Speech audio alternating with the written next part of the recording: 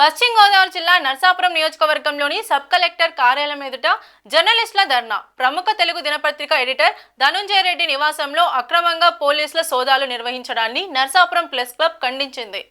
అక్రమ సోదాలను నిరసిస్తూ స్థానిక ప్రింట్ ఎలక్ట్రానిక్స్ మీడియా ప్రతినిధులు సబ్ కలెక్టరేట్ వద్ద నిరసన కార్యక్రమం చేపట్టారు. అనంతరం నినాదాలు చేసి కార్యాలయం ఏవోకు వినతి పత్రం అందజేశారు. ఈ కార్యక్రమంలో press club secretary Maruthi, press club అధ్యక్షులు త్రినాథ్, చిన్నారావు, రంగా, కృష్ణానందం, సందీప్, సత్యబాబు, బాలకృష్ణ, పండు, రాజా, రమేష్ పాల్గొన్నారు.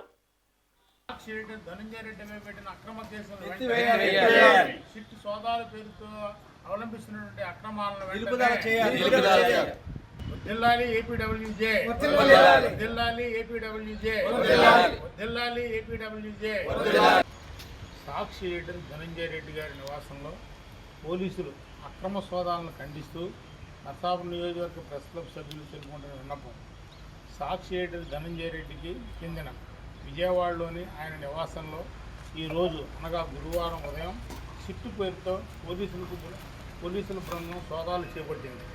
ఏ విధమైన ముందస్తు నోటీసులు ఇవ్వకుండా ఓ పత్రికా ఎడిటర్ను ఆయన కుటుంబ సభ్యులను బెదిరించే విధంగా పోలీసులు ఈ తీరుగా వ్యవహరించడాన్ని పత్రికా విలేకరులుగా మేము ముక్తకంఠంతో ఖండిస్తున్నాం. ప్రభుత్వం ఆంధ్రప్రదేశ్ వర్కింగ్ జర్నలిస్ట్ అసోసియేషన్ తరఫున నర్సాపురం ప్రెస్ క్లబ్ తరఫున ఈ రోజున నర్సాపురం ఆర్డీఓ కార్యాలయం వద్ద యువ గారికి నర్సాపురం ప్రెస్ క్లబ్ సభ్యులందరం కలిసి సాక్షి ఎడిటర్ ధనుంజయ రెడ్డి గారి మీద జరిగినటువంటి సిట్టు పేరుతో నడిపినటువంటి అక్రమ సోదాలను, ఇటీవల మళ్ళీ ఆయనపై అక్రమ కేసులు బనాయించడం తదితర అంశాలను ఖండిస్తూ వారికి వినతిపత్రం ఇవ్వడం జరిగింది. ఈ విధంగా ప్రజాస్వామ్య వ్యవస్థలో ప్రధానంగా పత్రికా రంగంలో ఉన్నటువంటి ఎడిటర్ స్థాయి వ్యక్తి మీద సోదాలు జరపడం, ఆయనని బెదిరించడం, ఆయన కుటుంబ సభ్యులను బెదిరించడం సరైన చర్య కాదు. ఇటువంటి చర్యలను ప్రజాస్వామ్యం మీద నమ్మకం నుండి ప్రభుత్వం వెంటనే నిలుపుదల చేయాలి.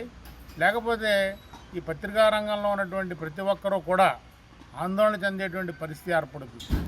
ప్రభుత్వం ఎప్పటికైనా వాస్తవాలను గ్రహించి ఇటువంటి కక్షపూరిత వ్యవహారాలని మానుకోవాలని కోరుతున్నాం.